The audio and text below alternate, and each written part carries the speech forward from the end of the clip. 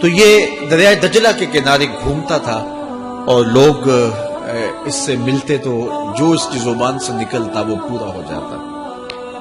تو ایک دن دریائے دجلہ کے کنارے یہ گھوم رہا تھا کہ ہارون رشید اپنے مکان کی اپنے محل کی چھت پہ ٹہلتے ٹہلتے بہلول کو دیکھتا ہے. تو خادموں کو کہا کہ ذرا اسے میرے پاس حاضر کرو. شاہی حکم نامہ تھا. جو چھت کے اوپر خادم تھے انہوں نے اوپر سے ڈولی پھینکی اور نیچے والوں کو اشارہ دیا. انہوں نے بہلول کو پکڑا اور ڈولی میں رکھ دیا. اوپر والوں نے رسیاں کھینچ لی.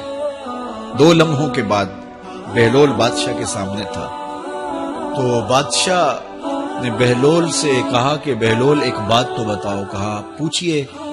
کہا آپ خدا تک کیسے پہنچے ہو؟ تو بہلول نے مسکرا کے کہا جیسے آپ تک پہنچا.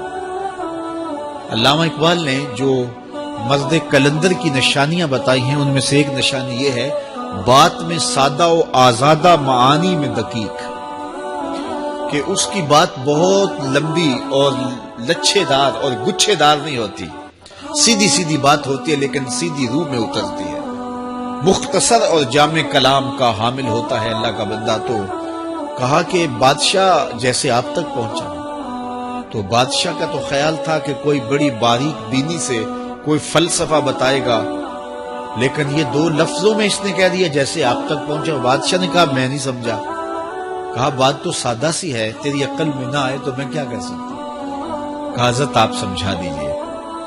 تو بہلول نے کہا کہ حضرت میں خود آنا چاہتا تو دیوان خانے میں جاتا، درخواست لکھ کے لے جاتا، پھر جمع ہوتی، پھر کئی واسطوں سے ہوتے ہوئے آپ تک پہنچتی. آپ پھر مجھے وقت دیتے ملاقات کا 6 ماہ بعد، سال بعد. اس وقت پہ میں تیار ہو کے ملاقات کرنے آتا.